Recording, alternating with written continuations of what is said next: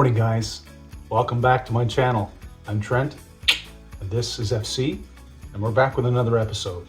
Tag along for the next few minutes. I want to talk about how dads and tools are parallel.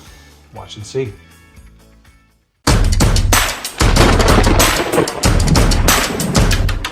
So I had this crazy thought while I'm out here in the workshop, just on my scroll saw. I was just thinking about dads. Of course, this is a dad-focused channel, a parenting-focused channel, so of course my content has to be centered around that theme. You know, I love to woodwork. I love to spend time creating, ingenuity, brainstorming, come up with new items, new projects. It's just so much fun.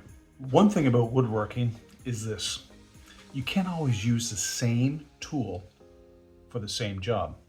Sometimes a job requires you to use different tools, like this one if you're cutting around edges or you're cutting out a specific template, to more sophisticated stuff like my scroll saw that you've seen over there.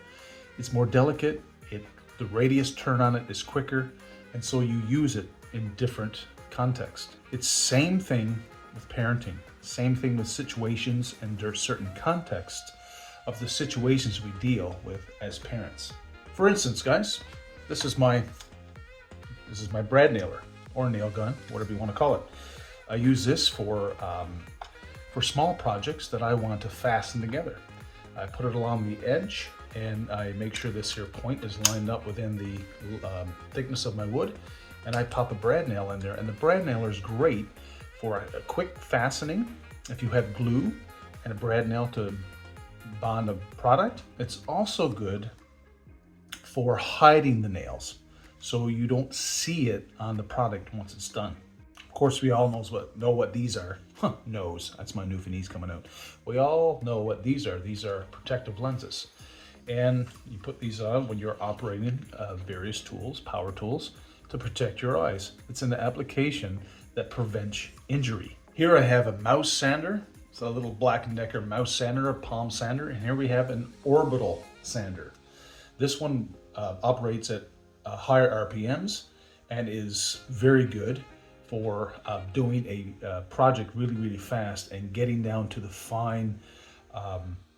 fineness of your work quicker. This here takes a little bit longer. It holds in your palm, and it's great for sanding surfaces and stuff like that. But two of them have completely different purposes and reasons for using them at the right time.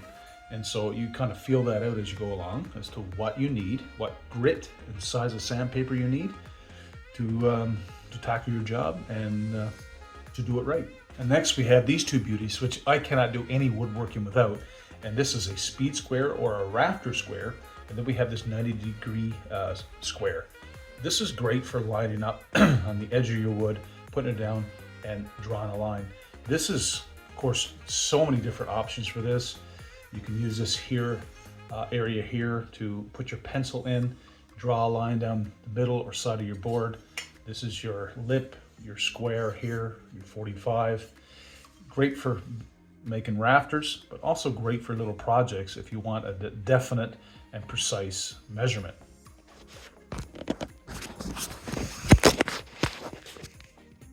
Funny thing, I pressed record a few minutes ago and I talked for like 30 seconds. Didn't even record it, so I'm gonna try it again. Oopsie, ba-dur. So how in the world does these tools and the concept of these tools have to do with us as parents, as dads? Well, in the same way that these tools have a specific job or a specific role in what we're doing in woodworking, the tools we bring to the parenting table, the fathering table, the mothering table, are exactly the same. We may not use the same approach in talking to our daughter as we would our son about various issues. We may not handle an emotional child that's very high-end, very stressful, very maybe depressed. We may not handle that situation like we would a child who thinks differently, who acts differently, and who's very easy, happy-go-lucky. It's just you can't use the same paintbrush to paint the same picture if the picture is to be totally different. You can't do that. These tools have specific jobs the same way that our approach has different purposes with our kids. I'm not going to talk to my son the same way I talk to my daughter. And I'm not going to talk to my daughter the same way I talk to my son. It's just not, there's no overlapping there. There's no correlation there at all. There might be some issues that I talk with them that may be the same, like respect, self-worth, all these things.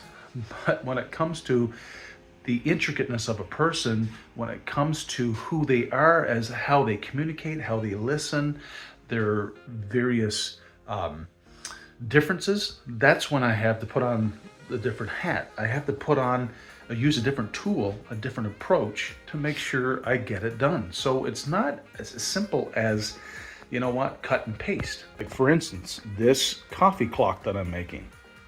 If I'm gonna make a coffee clock, I'm gonna take the template for the coffee clock or for the cup, and I'm going to cut it out for the coffee cup clock. If I were going to make this, which is a cutting board slash cookbook holder, I am not going to use the coffee template to cut this out. Why? Because there's no correlation. I will not get this if I use this, and vice versa. It's the same way with parenting. I mean, it's really simple, right? And I think this whole woodworking thing has helped me bring this out, help me understand, wow, there are different tools for different settings. Very cool incident that happened in our family. I won't tell you who it was, but this person, they decided that, you know what, this certain activity with this certain person, I'm not going to do anymore. And it was completely solely based on their own decision. Now, I would like to believe that that's part and parcel of the tools that we've given them to make decisions that are very, very important. And so we as parents can't take the credit for it. We've got to let our kids know, hey, that was you. You should be proud of you. Don't always do it because of my pride for you. Do it for your pride for yourself. That is a tool that is so necessary and so valuable to teach your kids. When making a decision, do it for yourself, because at some point, mom and dad are not going to be around, and you have to do it for yourself. You have to do it to uphold your values and your convictions. Well, my mustache template is done. I'm probably gonna, I wonder, is it going to be any good? Let's just see.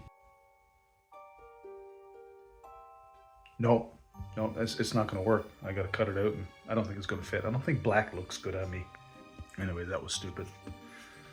It's supposed to be like a little steam icon for the coffee clock. Even when encouraging our kids in their activities that they enjoy, my daughter loves art and animation and creation. My son, badminton, basketball, golf, video games. He's a completely different person. So when I talk to him, or when I communicate with him, I like to use those forms of activity to talk about things. Same thing with my daughter. I use different things. I use different languages within what she likes to have conversations and to bring out, you know, some valuable points and some valuable learning lessons. It's a great way to bring understanding to why it's so important to use the right tools at the right time for the right reasons. Let's just talk about how valuable the journey to the finished product is. And it doesn't look the same at the beginning as it will in the end. And let me show you what I mean. These are pieces of tongue and groove pine that I cut up to make cell phone holders.